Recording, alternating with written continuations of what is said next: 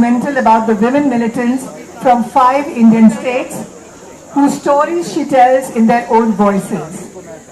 She does not label them sinner or saint. Out of the women's own gripping accounts emerge the motivations, compulsions, and the circumstances that put them on the path. In conversation with her is retired Commodore Uday Bhaskar, who served in the Indian Navy.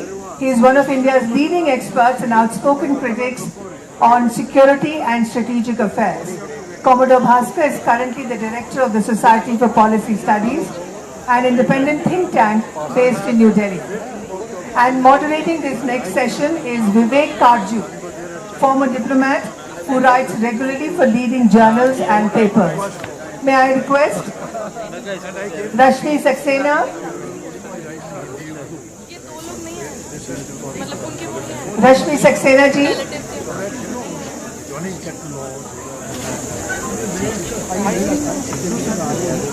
Commodore Uday Bhaskar. I think we are keeping to a very tight schedule, so I request all of them to please come on the stage. Commodore Uday Bhaskar and Vivek Karju.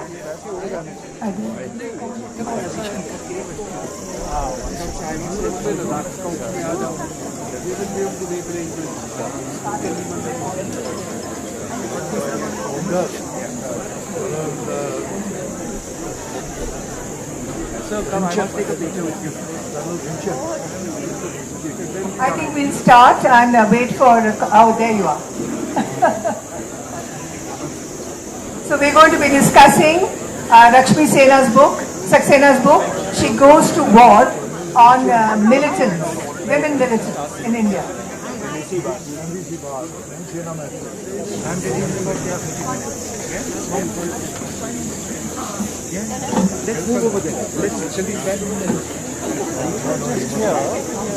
Good afternoon.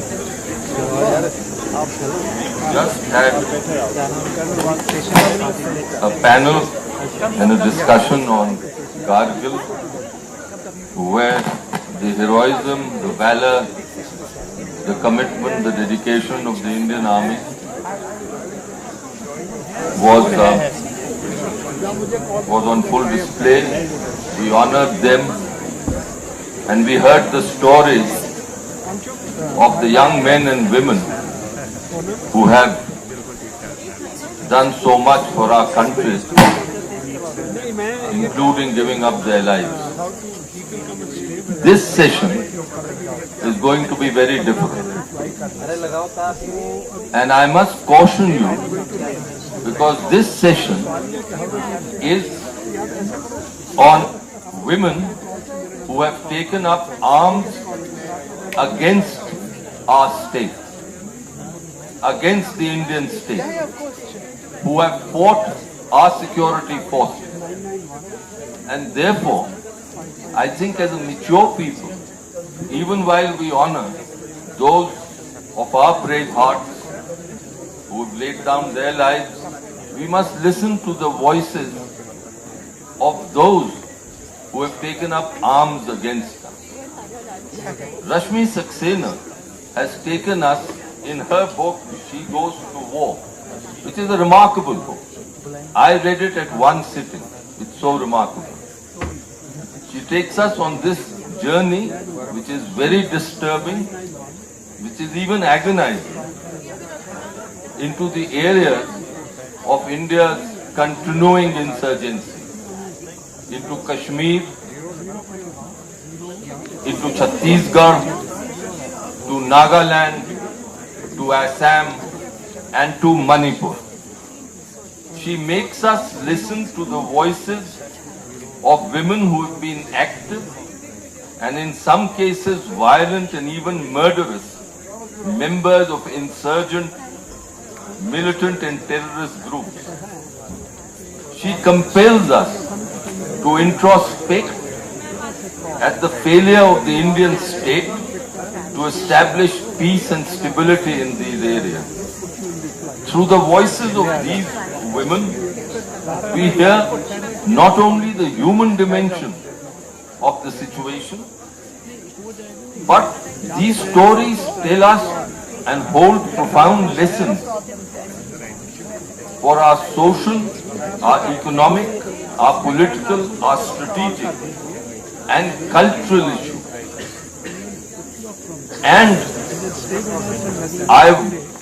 there is also a connection between these stories and between the theme of this literary festival, Saints and Sinners.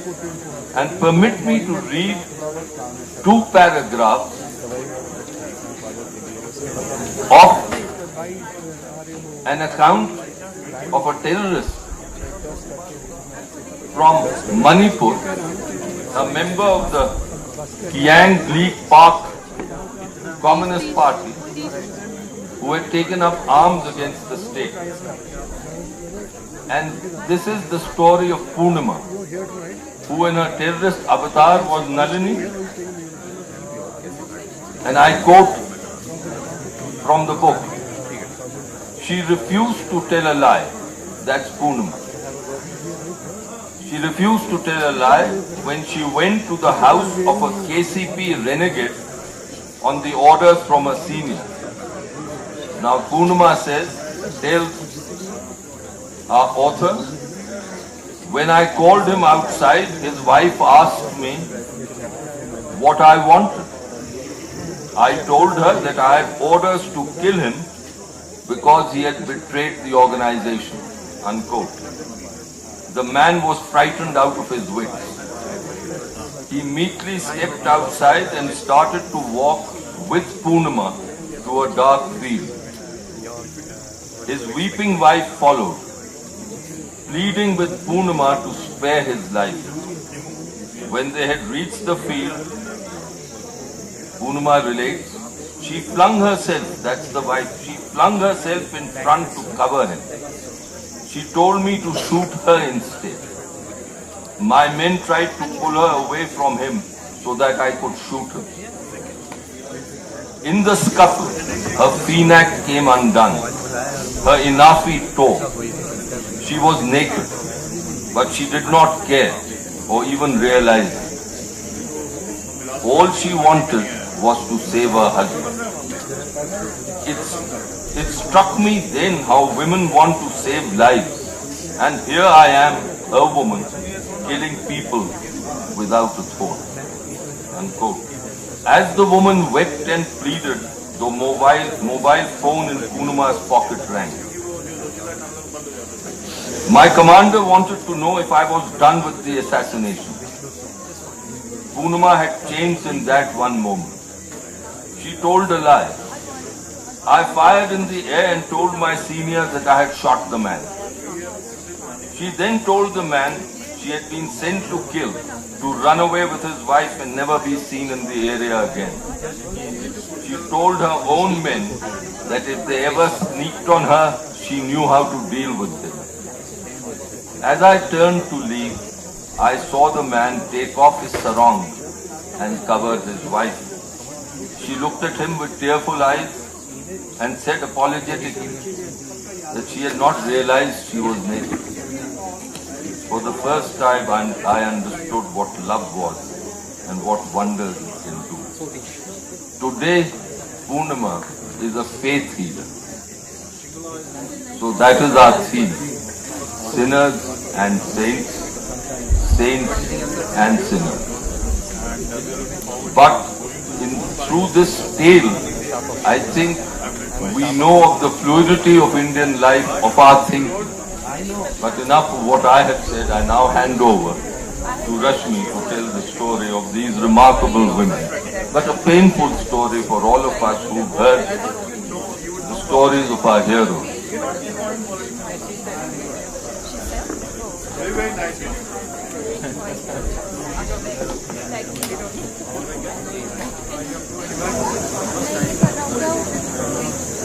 Good evening and thank you, Vivek, for this introduction.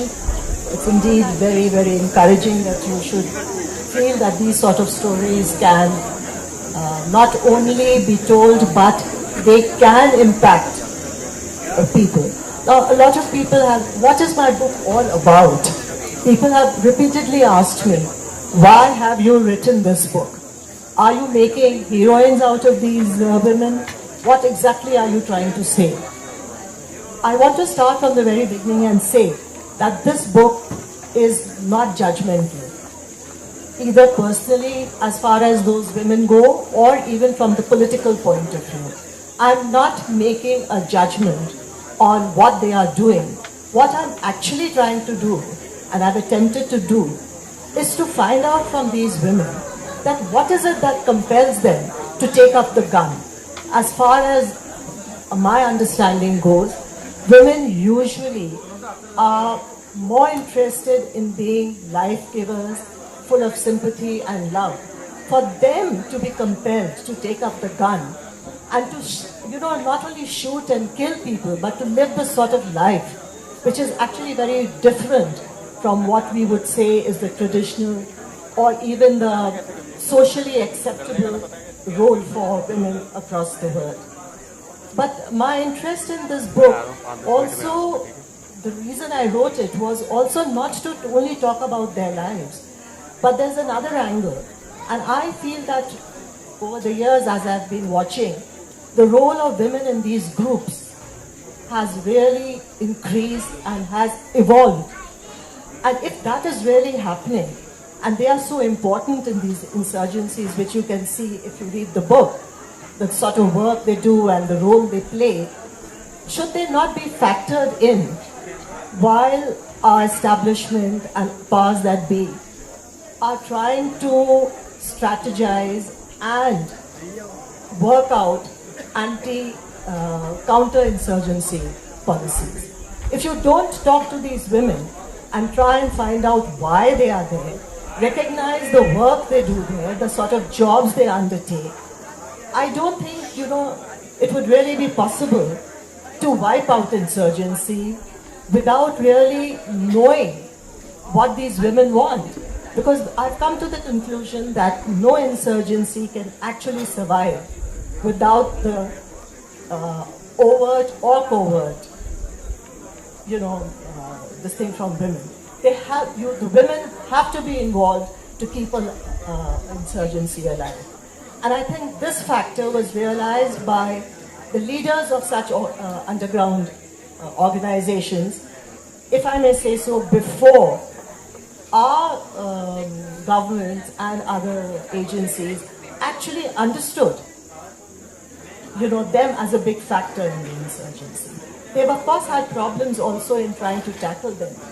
The other thing about my book is that when I talk about these women, these women, they come from various parts of the country, and they are all products of their own society and culture they have grown up in, and they live in.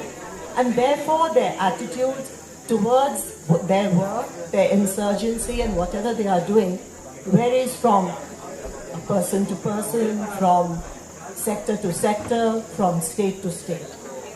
And on one hand you have Kashmir, where I feel the women who have gone into this sort of movement are actually looking at it purely as a religious duty. On the other hand, you have women from Chhattisgarh who are from the tribal belt. For them it's just fun and games.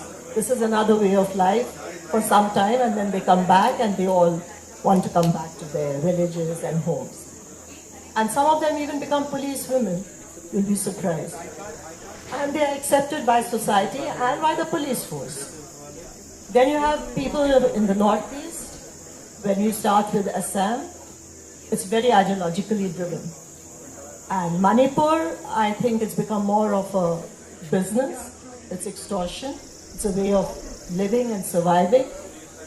And of course you have people in Nagaland. I have the story of a woman who was the first batch, amongst the first batch to go to China for training. The other thing that comes through in my book is that for the first time I have got people who have been actors in this entire insurgencies across, who in their own words tell of the sort of support, logistic support and money that has flown in, coming from other countries that prop up these insurgencies. And all of them did say to me that, nobody in the government talks to us. They only talk to our leaders and our men. if they would talk to us, we would tell them that we actually want peace, and we want peace for our children. All these women who have been assassins, have done extortions, have killed people in ambushes, they all finally leave the organizations because it sounds very dramatic and straight out of a Hindi film, and they say, "Ab hum maa banna chahte hain." You know, so it's like full circle. You leave your home environment because you want to fight, and then you want to come back and have children and have a family, and for your children you want peace. So I feel they do, become the largest constituency for peace, and this is a fact which I think people who are in counterinsurgency programs should look at. The other thing which I wanted to point out was that, even in their own organizations, these women are the ones who are actually used by their leaders to do the most difficult and dangerous jobs. They are in the front line of action, but they really have not shattered the glass ceiling to become policy makers in their own organizations. They remain the foot soldier, and they are very dedicated, they are fearless, they are fantastic when it comes to hoodwinking people to save themselves, and that is why they are really in demand. And believe it or not, all the leaders and big leaders of their organizations, their guards are these women. They are all women. And that's why, if you remember, about a year and a half back in Telangana when there was a raid, it's the women who died and the leaders got away. So it's really interesting to figure out what these women are doing and why are they not being taken seriously by the authorities concerned. Thank you.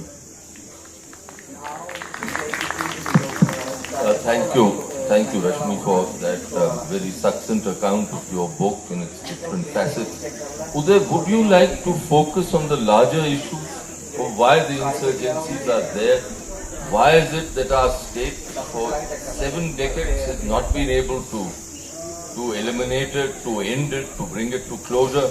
And one other thing that I may point out, the very first story in this book, the story of Ruhi, the Kashmiri girl who in 1989, in the first flush of the insurgency, went across to Pakistan for training. She was a group of 3 or 4 girls who went across.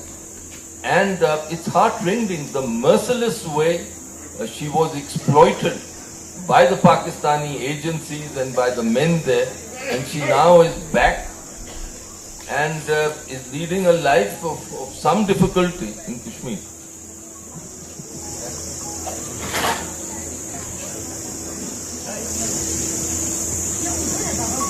Sorry to interrupt. There's just one point I wanted to make before we move on. I met about 80, 90 or maybe 100 women from various states and insurgency groups, but I picked up the stories of 16 only. And the reason I did this was because I thought each story told another story and highlighted a certain facet which I wanted to bring out in the book. And Ruhi and Avuli and all these women who are there, their story makes you, I hope, think about what they were. But the common thread is, I feel a woman takes up the gun only when she feels, and she may be wrong or she may be right, that her men and her village and her community is being persecuted. Thank you, Vivek. Good evening, everybody. I'm Uday Bhaskar, and I'm a security analyst. So we were debating earlier this morning as to what is it that we can bring to a group like this or a very well-informed audience like this. So this is what I'm going to do. First of all, allow me to thank Rahul and Nilüfer. I'm a very odd choice to be here. Kasauli is a place that I'm very fond of. And when I got the invite, I said, of course I'm coming. And I also thought I'd flag this. Nilüfer said perhaps I could share this particular aspect about Khushwant Saab. whom I had first contacted when he was the editor of the Illustrated Weekly. I don't know how many people in this audience remember that part of him, before he had moved to the Hindustan Times in Delhi and so on. And we were youngsters in Mumbai at that time, and those who remember then Bombay, now Mumbai, there was this special place that the Times of India building had, and he sat there, and we all read the Illustrated Weekly, and he had various things to say. This, if I remember right, was post-emergency India. And we used to write off letters on issues that we felt that the Illustrated Weekly had taken a position. And sometimes we agreed, sometimes we didn't agree. And to his credit, Khushwant Saab replied. I don't know how many of you have ever seen his letters. The Times used to have a postcard, and he would have this very familiar kind of writing on that. And every time you wrote to him as editor of the Illustrated Weekly, you'd get a reply. And for years, I fancied myself as a short story writer, and I used to write under a pseudonym. It always came back with a reject, but with very useful inputs about why the story won't fly. And once in lighter vein, he said, I think you're so determined, I'll introduce you to the Shankar's Weekly. They might have place for you, but that's another story. And years later, I wrote for Rahul when he started the Sunday Observer. So I thought I might be perhaps one of the few people here who had an occasion to be contributor for both father and son, but as I said, that's another story. Thank you so much for having me here. And I'll pick up what Vivek said about the book and try and locate it in a larger context, which is Rashmi's book is very important. We had a discussion about this last year when the book came at the India International Center. And for me, as a student of India's security challenges and someone who's been looking at the security spectrum for India for many years now, what is very special, what is the USP of Rashmi's book? I think it is that she shines the torch literally. For the first time, as Vivek pointed out in his remarks, this whole question about the women militants and how they had got drawn into different parts of India when we look at the larger spectrum of low intensity conflict and internal security. Now this is an audience that has a fair amount of military personnel. So I think you're familiar with the acronym LICIS. Now at the same time, when we look at India's security challenges in a larger context, internal security, and very often the word terrorism is used, it comes up in almost every policy formulation. And some of you may remember that Dr. Manmohan Singh, when he was the Prime Minister in 2005, he said India's greatest security challenge is internal. It's the internal security challenge. And in that spectrum, I'd like to make the point that what Rashmi has done is to pick up 5 or 6 regions of India. Vivek had enumerated them. And the way in which women had got involved in this particular picking up the gun and fighting the state for different reasons. Now, the personal part of the story, she's spoken about it, Vivek has spoken about it. To me as an analyst, and when I read this book or reviewed it, what was very special for me was that this morning in Sharmila Tagore's panel, we spoke about the male gaze and what the male gaze had done to Indian cinema, etc., etc.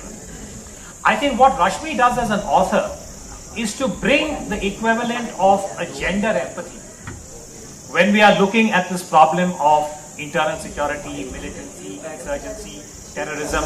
I think each of these words, by the way, there is a degree of, I would say, semantic kind of appropriateness. Where do we use the word insurgent? Where do we use the word militant? Where do we use the word terrorist? And I think she has touched upon all of them. And what she does, I think, is to perhaps for a reader, a diligent, careful reader, to, I think, share the kind of experiences and some very personal confidences that perhaps only that they can be shared amongst what you might call as the sorority of sisters. And some of it is very touching at one level, that there is a universality about the kind of problems and challenges that women face, whether they are women in the workforce in the corporate sector, or they are women who have picked up the gun, or they are women who are differently challenged by what life has thrown at them. And I think Rashmi touches upon this in a very slim and brief book, and that I think is something which is very special about the book. Now the larger issue which I thought that we might also try and perhaps keep in mind, because this is a literary festival and we are talking about books that are written on this subject, is that I think in the course of her looking at these 16 case studies that she has, I think Rashmi also, while as she said, it's not a judgmental book. She is not justifying why they picked up the gun. She is not in any way trying to castigate them. It's as objective, neutral as she's a journalist, a very seasoned and experienced journalist can be. It is reporting. But within the subtext of what she is reporting, I found this very interesting, that she's also, I think, in a way, drawing attention to the failures of the state. Now, I personally have some strong views on this.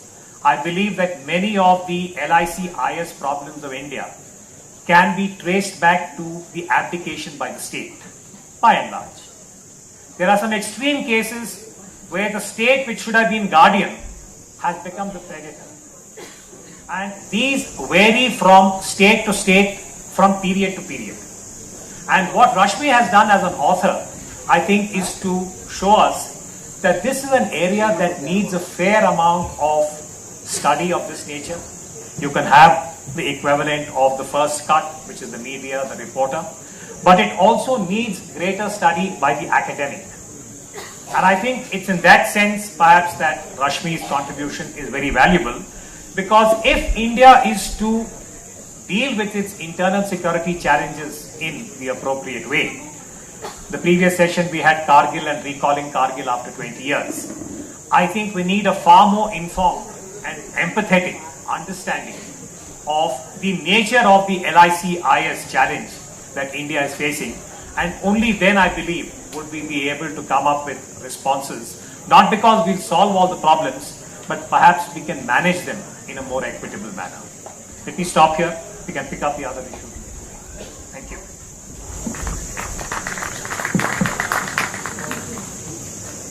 Rashmi, you had remarked that the social structures of the areas that you discussed, and these are really the principal 5 areas where insurgencies have continued almost since our independence.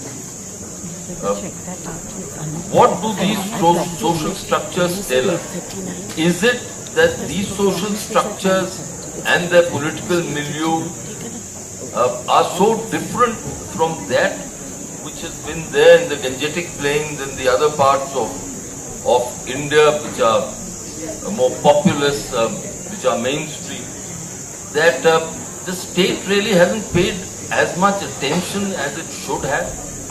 Did you get that feeling when you were talking to these 100 women?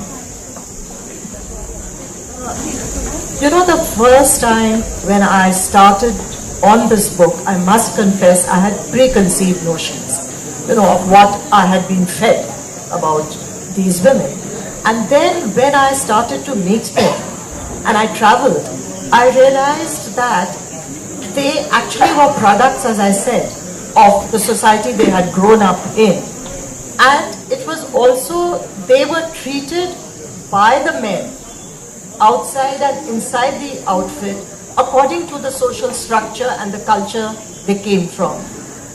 And I think that is a fact which the government has not been able to pay attention to.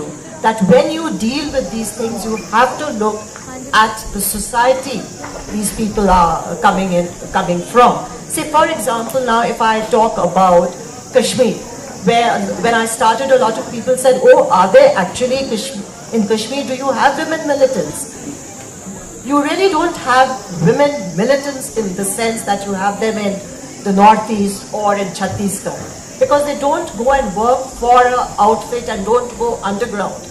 But they are what they call the overground workers, as all people related to security things would know. And they work within their homes, within their community, but work for people who are called handlers. They don't belong to an organization. And because of the society they come from, which is traditionally very male-dominated, where gender equality is not considered the right thing, they are treated also by the men accordingly. So their role is confined to being, what the man decides they should do. And therefore, even they remain very secretive about the work they do, because they will not be accepted, their role will not be accepted outside their community unless it has the color of religion. It cannot be seen as an ideological, political battle, but a duty this woman is, pious woman is performing for her religion. But it's not the same story when you go, say, for example, to Chhattisgarh. Now, that's a tribal society these women come from, where gender equality is there in its, in its own complexion and hue. And when you ask them, it's like I asked a woman, that, look, you live in the jungles and you live with the men and your whatever. Is there any sort of sexual exploitation? She sort of literally looked down at me and said, in our society, we choose our men, and our men respect that. Now, that sort of sentence you would not hear in Kashmir. Now, when you go to the northeast, or you go to, say, Nagaland, again, there the women have always been in the forefront of any movement, political movement. And it's the same story in Manipur.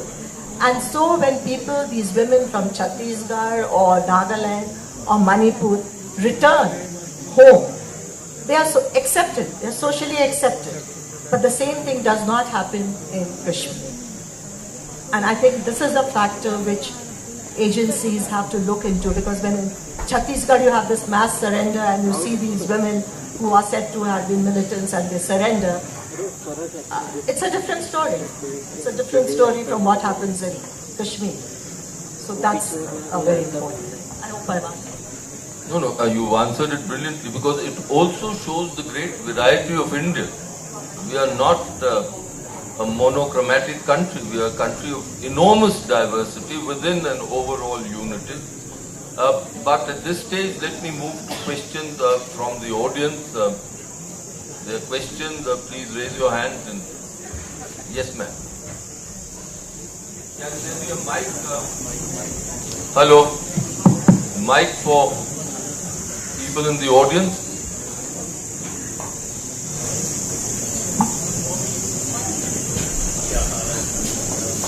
Who's there then?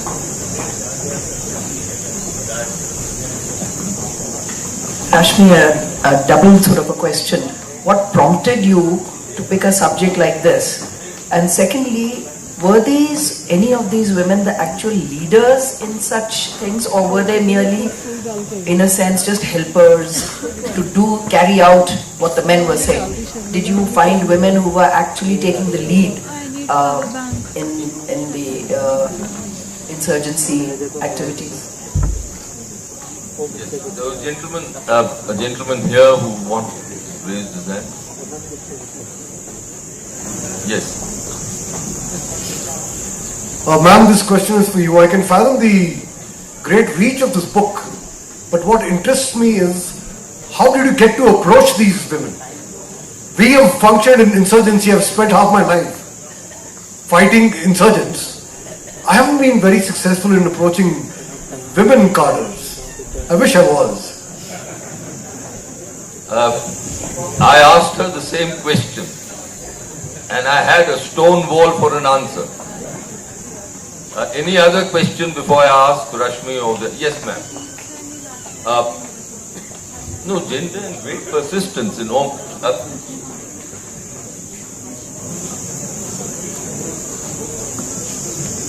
I'm just wondering if they were really open, or you had to work on them over a period of time, get to know them, befriend them, and then were there language issues? Okay. Your question, that what made me write this book? Basically two things. When I was doing other assignments, political and disaster, whatever, over my career, which has been now more than 48 years, I would come across references to these women. Even if I was, for example, when I'd gone to Andhra, and I was doing a story on the dying handloom industry, and somebody said, oh, the only people who are doing well and have money are the ones who've sent their daughters to the Naxal camps. So there was a reference. when I went to Kashmir and I was talking about, I was covering the earthquake, I was told, oh, you know, a lot of relief comes through the women who are part of the organizations who have handlers in Pakistan.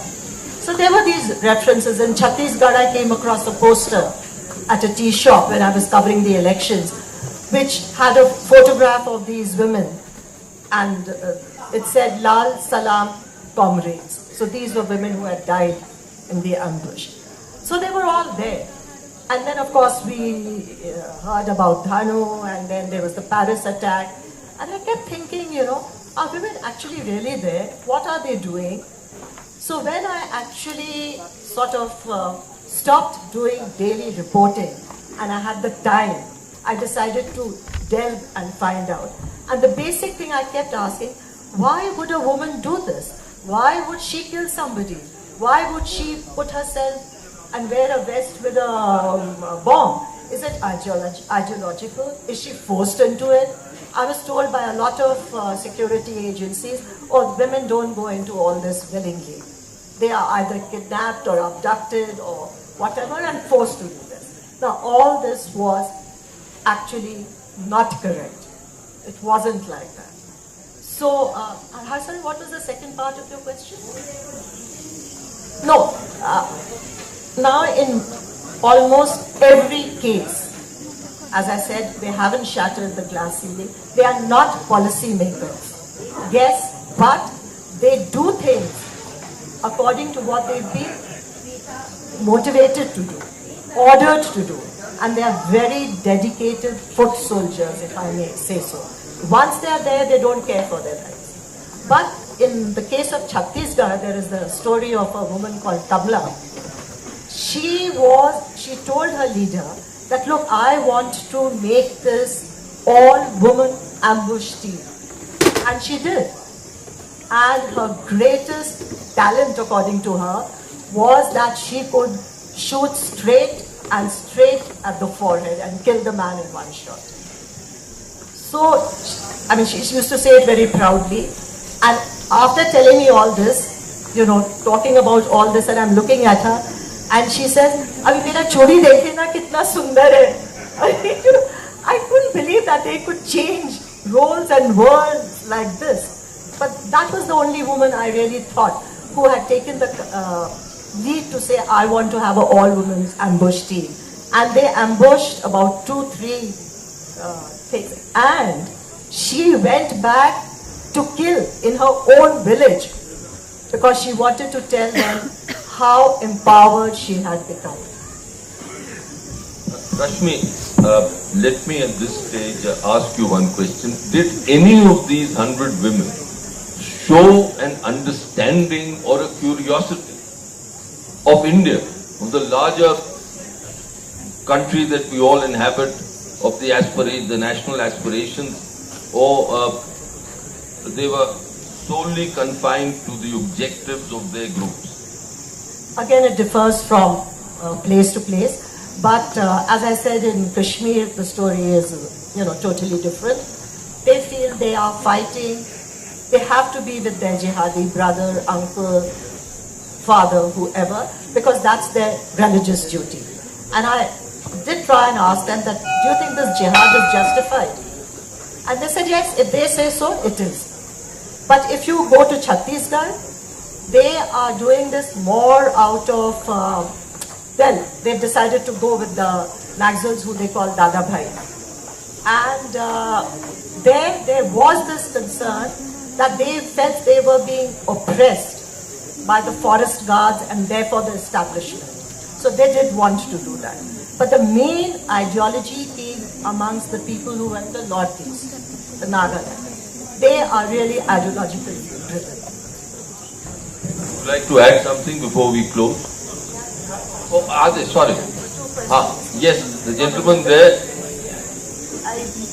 How did I get to these women? Please bear with me. I'm a journalist. I have been told never to disclose my sources. But having said that, it was very, very difficult. Very, very difficult. Sometimes leads would just go cold. Sometimes you would meet the women and they would say, "Khana khaiye aur jaiye." Matlab, they didn't want to talk. Sometimes I went there, they had promised to meet me, like for example in Assam, and when I go to the village after whatever difficulty, I'm told, "वो तो आज Bihu dance में चले गए, अभी नहीं आएंगे, Bihu festival के बाद आएंगे." But how did I actually find them? I found them through police files, there was a thing like in Kashmir, through my sources, if I may say so, in the underground movements, people who also from the security agencies had dealt with their families, let's put it like that. So it was just, literally step by step, till you got there, and then you kept your fingers crossed and said, "I hope she will talk to me." And that brings me to that other question, that was it difficult? How did I actually? It's not that would I talk to them. The question was when and how are these women going to talk to me? And it took time. You had to build that confidence. And therefore there were a lot of people who didn't speak to me. They just refused. But this woman I wrote about in Kashmir, Ruhi, she spoke to me over a period of time. All of them spoke to me over a period of time. It was not just one interview. And her husband kept telling her, "Don't talk to this lady. Don't talk to her." But she said, "No, I'll decide." Okay, one last question here. Okay, two. Yes, a very brief question. Peshmerga is fighting in the court. Peshmerga organization is fighting in the court. So do you have interviewed lot many women in Kashmir, and the Andhya Asabi kind of the campaign is already on. Do you find any shade of the Peshmerga kind of thing in the Kashmir? Peshmerga, you talking of the Kurd? I am talking about the Kurd. Any kind of that kind of the ideological battle. Do you find anywhere in the Kashmir? Yes, sir. The question is understood. One last question before we. Is there a question? Yes, ma'am. Weren't you? These two. I think our time is running out. She's understood, ma'am, that what she's scared. No, another question is, what about those who get into suicide bombing? What do they have? Your question. In Kashmir, as I told you, the ideology is steeped in their belief in jihad and the religion. So, therefore they become overground workers or do whatever they are asked to do. But in other places where they have gone, for example in Nagaland, they had what they call the women's wing of the People's Liberation Army. So they did have that ideological, but not like... Were you scared? She had a husband with her, this much I No, I'm sorry, only once. Though I'm thankful to him. No, what happens is, this is a funny thing, and we journalists have come to understand that it's the assignment, and it pumps a sort of adrenaline into your system, and then you have a target. I have to get there, or I have to get there. Am I going to get my next story? So I think that keeps you going. Well, I'll tell you, this is a disturbing book, these 16 stories, but they tell us a lot about India, apart from the human aspects of these stories. And it's a book which doesn't make easy reading, in some cases very painful to us. Because after all, these women have picked up arms against our security forces, against our deeply entrenched beliefs. But it's a story worth reading. Because I think as thinking Indians, we all need to introspect, and there are copies available here. No comments, otherwise we'll be here forever. Question is, the soldiers are forgotten after the Battle of Trigwar. Now, recent example I want to give that you need to highlight.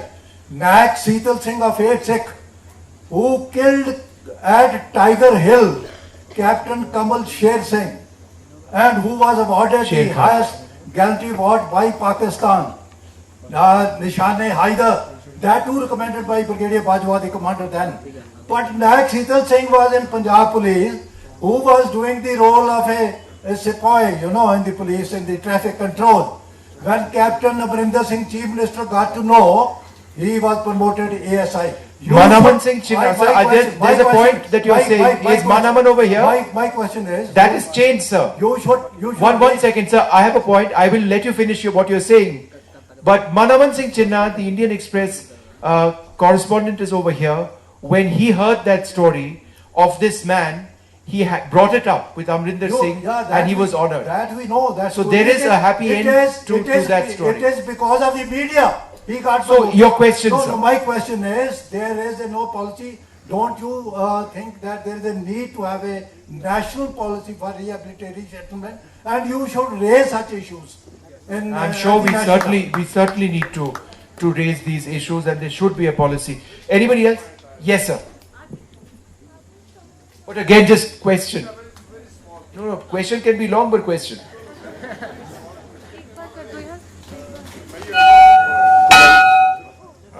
My question is to Colonel Tyagi.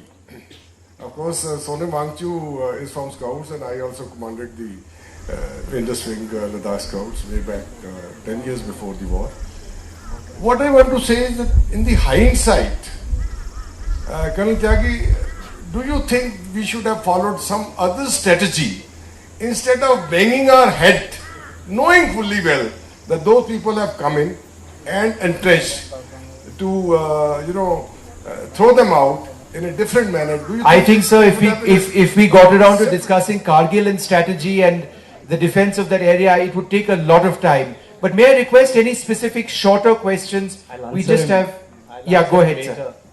We'll certainly carry on this discussion once this is over with that. Yes, the last question. Written by Pak author, that is Zahra Naseem, from Kargil to Coup. She clearly said there was not a single militant involved from the Pakistan, but we started naming it. There are the militants sitting over there. Did you people find any? Did you find any militant there? I'll answer this. I mean, your question is that were there really the militants there? Or just soldiers? Or just the soldiers? After the war, during the war also, there large number. I have the videos where I have gone to 17 Jat and all these people. Whatever they have captured clearly shows that they were the Northern Light Infantry. Definitely, but we were telling there were military. They were telling lies. Now, when I went to America, they had invited me to, Americans were doing a study on Kargil war where the Pakistanis had also come. And the lady called Shireen Mazari, today she is the HRD minister of Pakistan. She would let me speak when I was giving the Kargil details because I was officially sent there. She would time and again say that no, they were only few people. Initially they said militants. Towards the end of the seminar, after about, I think it was 6-7 days seminar, and once the seminar finished, then she says, yes, some soldiers, it was, what had happened was we kept crawling and we kept finding it was vacant, so we kept inching forward and you never reacted. Okay. And today they said, yes, they were Northern Light Infantry soldiers. Now today, Northern Light Infantry has been regularized. It's a regular army. It's so unfortunate that they haven't been recognized for their roles their own soldiers. I need to end this session, and I do hope we've been able to provide you with stories, which really was the objective over here. Kargil can be discussed in so many ways. It's been a real honor to speak to Colonel Wangchuk. It's been wonderful speaking to the two authors over here. And as we end this session, may I just request the parents of Captain Batra to come up with us for a small honor that we have.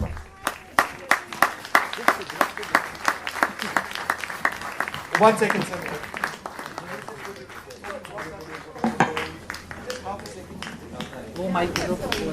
Okay, so we're now being honoring our Himachal Braves, and we have had 2 Paramveer Chakras, as was mentioned, from Himachal, late Captain Vikram Batra PVC and Rifleman Subedar Sanjay Kumar PVC. And we called both the parents of the Paramveer Chakras, but only the parents of late Captain Batra have been able to make it. And I request Mr. and Mrs. Girdhari Lal to please come on the stage, and Rahul Singh, please come on the stage and welcome Mr. and Mrs. Batra, parents of late Captain Vikram Batra PVC. We are very honored to have them with us. It's a great moment.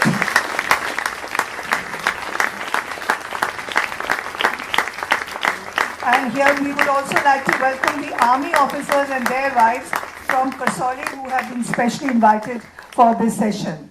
And now also on stage I request General Anant Narayan, Major General Chaudhary and Brigadier Naveen Mahajan. Please also come on the stage.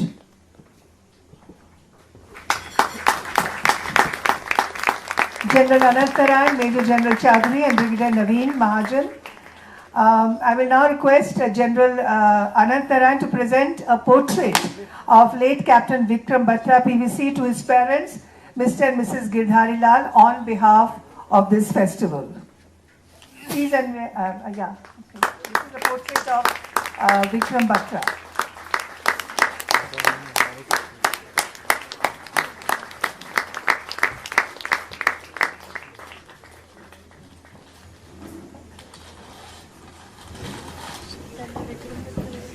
दिखा दीजिए.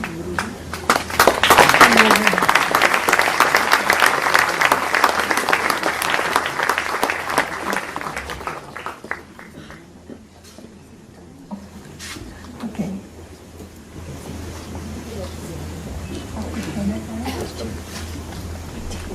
तो सब बोलना चाहेंगे? Yes, please. Very good. Guest audience, I know that a lot of written about Captain Vikram Batra, so I need not to highlight his stories. But this much I will say, that he was a true country lover, a patriot and nationalist at the core of heart. He was selected for the Merchant Navy as a deck cadet in Barbara Shipping Company, headquartered at Hong Kong. At the last moment he declined because I told him the stories of the great revolutionists, great brave people like Sardar Bhagat Singh, Guru Gobind Singh Ji, Maharana Pratap, Chandrasekhar Azad, and that had impact on his mind. So he declined for the Merchant Navy. When Mrs. Batra asked why,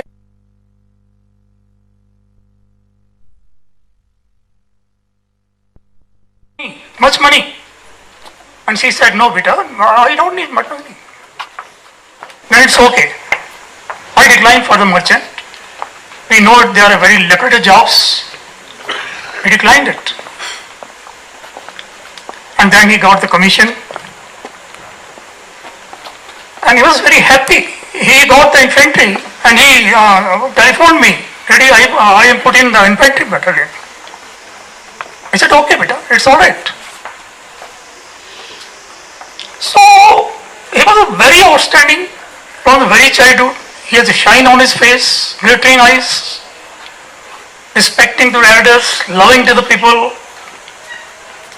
good sportsman, just perfectionist. And I feel that we all are proceeding towards the perfection. We know that the God is the only perfect. But we human beings are trying to be perfect. And he was perfectionist. Thank you. I now request General Narayan to unveil the portrait of Subedar Sanjay Kumar. He was the second recipient from Himachal Pradesh of the Paramveer Chakra for the Kargil War.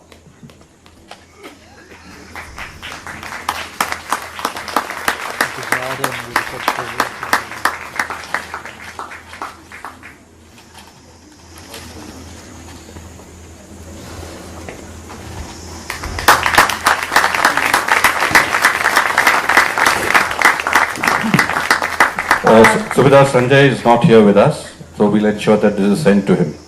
Thank you.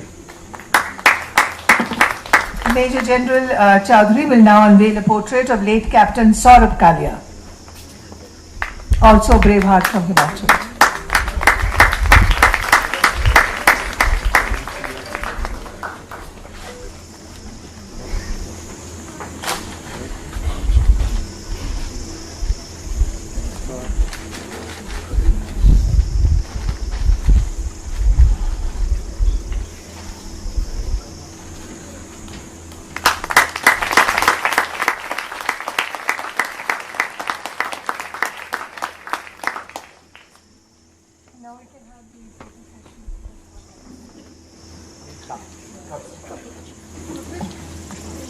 Let's all come to the front. Let's all.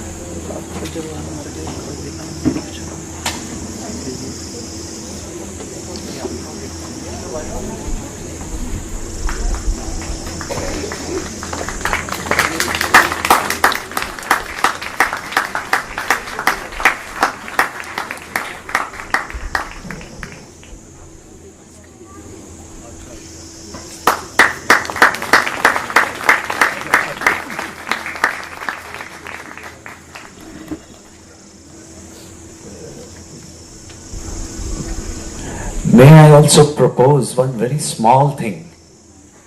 I just inaugurated a campaign in Bangalore. You know, we have 527 casualties in Kargil.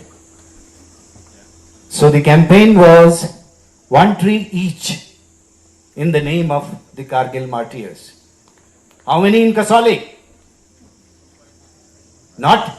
I'm saying the trees you would like to plant, perhaps these 3 trees, and which school.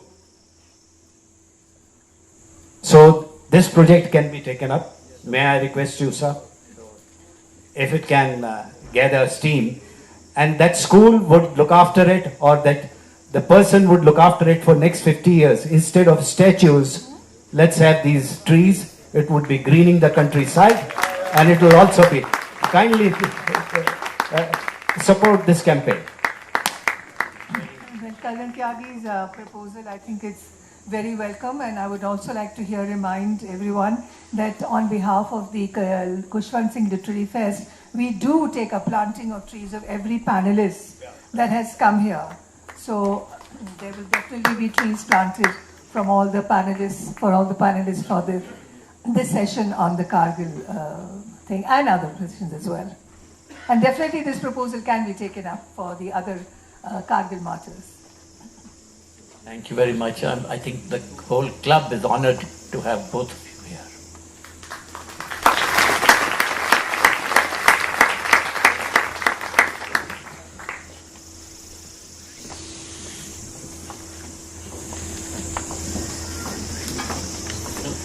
Didi?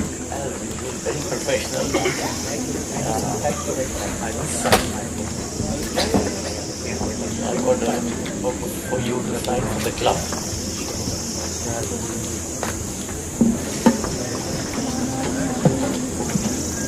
Well, that was a very emotional session, talking about the heroic tales of our Indian soldiers. Of course, heroes emerge from battlefields, but here we are going to take a look at militants and terrorists. Are they all to be dubbed as sinners? Perhaps the most remembered face of a militant woman is the suicide bomber who took Rajiv Gandhi's life. The chilling image of Dhanu holding a garland just moments before the fatal blast overpowered the stereotype of the gun-wielding male terrorist. Events in the past years have brought the realization that women among militants are a substantial force to be reckoned with. The tone of Lakshmi Saksena's book, She Goes to War, is